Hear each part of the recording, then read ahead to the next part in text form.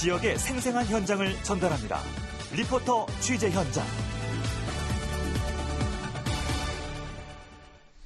최유린 리포터 나와 있습니다. 어서 오세요. 네, 안녕하세요. 이 순천시 대표 슬로건 생태도시인데 이제는 생태경제도시로 발돋움하기 위해서 최근에 정책 세미나를 열면서 이렇게 박차를 가하고 있다고요? 네, 지난 금요일에 국제습지센터 컨퍼런스홀에서 생태경제도시 발전을 위한 3E 프로젝트 종합비전 수립을 주제로 정책 세미나가 열렸는데요. 예. 이 생태수도라는 도시 브랜드가 지역경제 활성화로 이어지기 위해서는 이 3E 정책을 수립해야 한다는 데 공감대를 형성하는 자리였습니다. 3E 프로젝트에서 3E는 어떤 말의 줄임말인가요? 네, 교육의 에듀케이션과 생태 이콜로지 그리고 경제 이코노미의 앞글자를 보면 이가 3번 나오잖아요. 예. 그래서 3E라고 표현을 하고 있고요.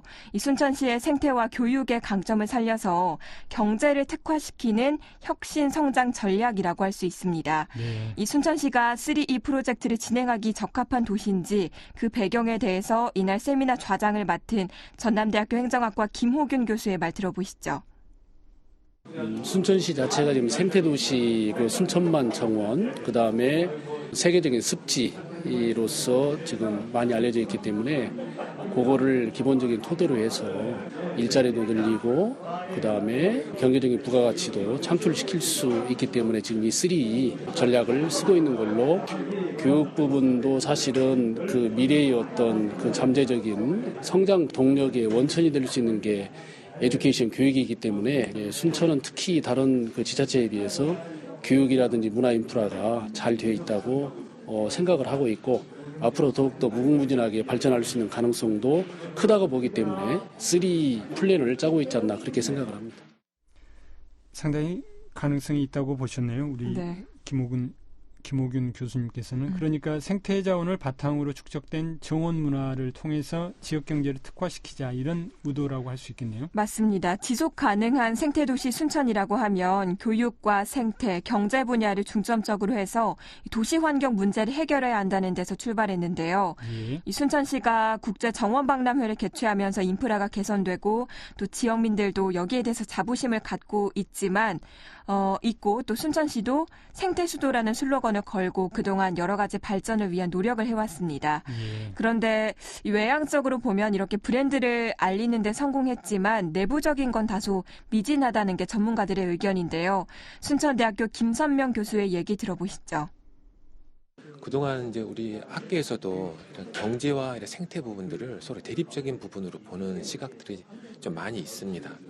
해외 발표를 하더라도 어떻게 환경과 경제가 서로 같이 그 시너지 효과를 낼 수 있는가 그런 문제 제기를 많이 하는데 제가 볼 때는 앞으로 우리가 경제 영역이나 이런 게 특히 이제 4차 혁명 시대가 오면서부터는 생태 부분들을 그런 부분에 투자하지 않고서는 전혀 경제적 성장 가능성은 없다고 보입니다.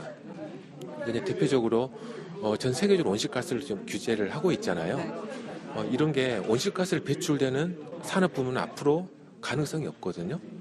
그럼 온실가스를 줄이면서 이런 친환경적인 에너지를 사용하는 산업을 발전시켜야 됩니다. 그런 것은 그냥 되는 게 아니라 정부나 시민사회라든가 여러 단위에서 참여를 해야 되고 경제 부분도 그런 부분에 많이 투자를 하고 같이 엮어져 나가야지만이.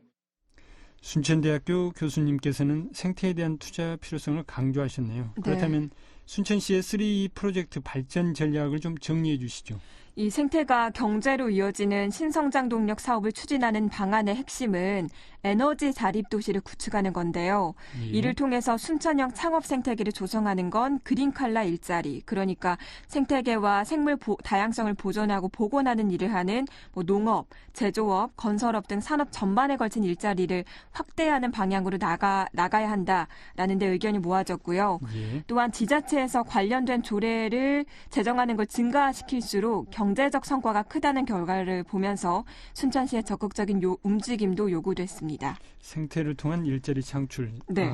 이 생태 경제 이 둘의 관계에 대해서는 이야기가 많이 나왔는데 교육 부분은 어떻습니까? 이제 생태 경제로 나가기 위해서는 지역의 교육력, 그러니까 시민들의 시민 의식이 기반이 돼야지만 장기적으로 발전할 수 있다라는 건데요. 순천 풀뿌리 교육자치지원센터 임경환 센터장의 얘기 들어보시죠. 저는 생태 경제 도시잖아요. 근데 생태 경제 교육 도시는 아니잖아요. 그렇게 빠졌다고 서운한 건 아니고, 교육이라는 건 말 자체가 그렇게 표현되지 않더라도 이것을 이루어가는 하나의 토대, 그런 사람을 만드는데 밑에서 작용해야 될 역할이라고 생각하기 때문에 교육은 결국 그러한 그림들을 실제적으로 실천해 나갈 수 있는 주체들을 만드는 것이 교육의 역할이라고 생각이 듭니다. 그래서 제가 바라본데 순천시의 이 3 정책에서 교육의 목표는 생태적 감수성을 지닌 민주적 시민을 양성하는 교육이 전체적으로 되어야 되지 않을까. 그러니까 이런 시민들이 등장하고 해야 3 전략이 성공적으로 자리를 잡을 수 있지 않을까라는 생각을 해봅니다. 임진 센터장님께서는 생태경제의 주체를 만드는 게 바로 교육의 역할이다. 네. 이렇게 말씀을 하셨어요. 이번 정책 세미나 이후 3 프로젝트 종합 비전을 수립하기 위한 앞으로 계획은 어떻게 되나요? 앞으로 교육과 생태, 경제 각 분야별 핵심 전략을 마련할 계획입니다. 예. 전문가들은 현재 순천시가 이 세 분야에 대해서 개별적인 전략들이 다 세워져 있는 상태지만 이 점들을 조화롭게 연결시킬 수 있는 선이 아직 그려지진 못했다라고 보고 있는데요.